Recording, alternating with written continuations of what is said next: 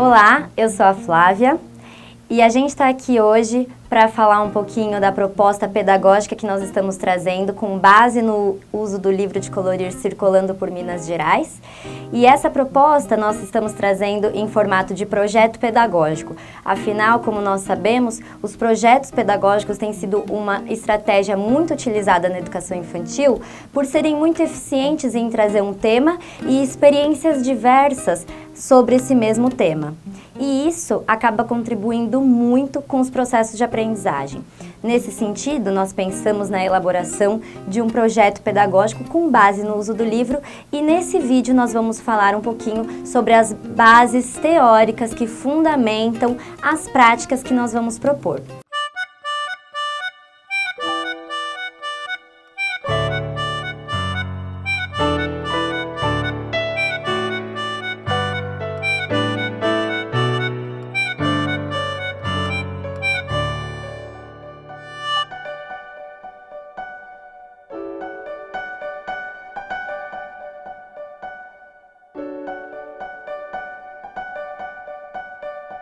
A primeira base teórica que nós gostaríamos de trazer é desse livro aqui, Datas Comemorativas, Expressões Artísticas na Escola, do autor Myron Angel, que é o mesmo autor do livro de colorir e do personagem Malinha.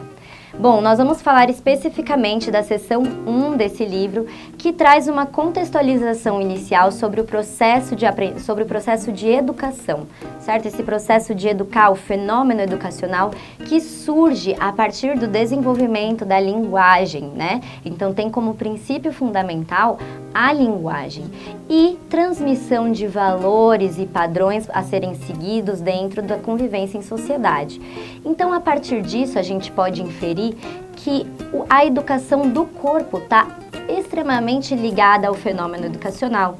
Nesse sentido, é muito relevante mencionar, e é um assunto que o autor traz aqui nessa seção 1, que uma corrente filosófica, né, ligada a René Descartes, né, o cartesianismo, ele por muito tempo influenciou o pensamento pedagógico, né, porque a ideia do cartesianismo, o pensamento cartesiano, trazia a ideia de que as sensações, as informações vindas do sentido, as interpretações do mundo vindas do corpo não eram tão confiáveis quanto as interpretações que nós fazemos do mundo a partir do pensamento racional e lógico. Ou seja, é como dizer que o que a gente aprende pelo corpo é menos importante e confiável do que o que nós aprendemos apenas pensando. E isso moldou todo um sistema de educação no qual nós ainda vemos os impactos dessa filosofia, né? No qual as crianças passam a maior parte do tempo sentadas, sem um verdadeiro dinamismo entre mente e corpo para o processo de aprendizagem.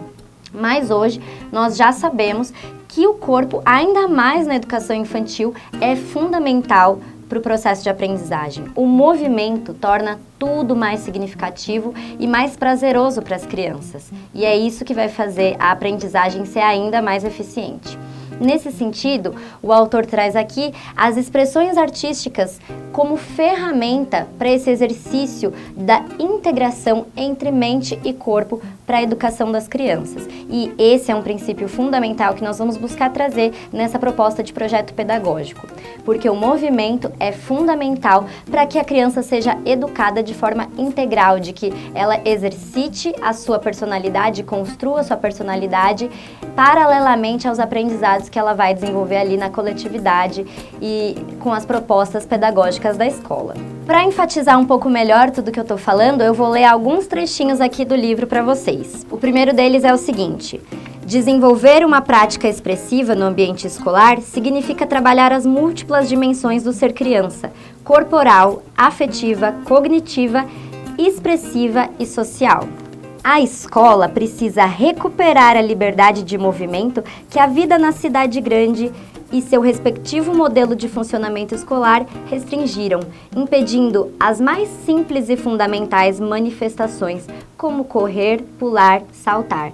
A gente sabe muito bem que essas coisas, geralmente a gente acaba tendo que limitar um pouco na escola, mas é fundamental que a gente pense sobre elas e pense em incorporá-las nas atividades pedagógicas para que isso não se perca, porque o lugar da escola é um lugar de expressar e de se movimentar livremente. Uma última citação. Para alcançar uma prática expressiva dentro da sala de aula, é preciso libertar o corpo para o movimento, para a interação.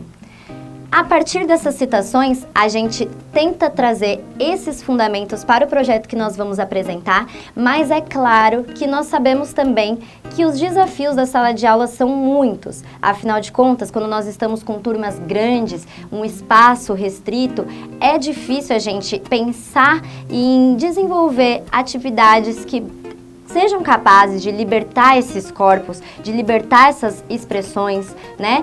De estimular a expressividade sem que isso cause algum tumulto ou até às vezes algum risco, né? Mas o que a gente precisa pensar é que a partir da construção de uma rotina escolar na qual essas práticas sejam constantes, sistemáticas, as crianças começam a construir um repertório de experiências expressivas. A partir desse repertório de experiências expressivas, a disciplina e a forma de lidar com essas propostas vai ao longo do tempo se aprimorando, certo? Então é importante a gente pensar que pode ser muito desafiador no começo, mas que se a gente insistir e realmente tornar isso em uma prática sistemática, as chances de que isso se naturalize e de que as crianças passem a aproveitar cada vez mais e usufruir desses momentos de liberdade e expressividade é cada vez maior.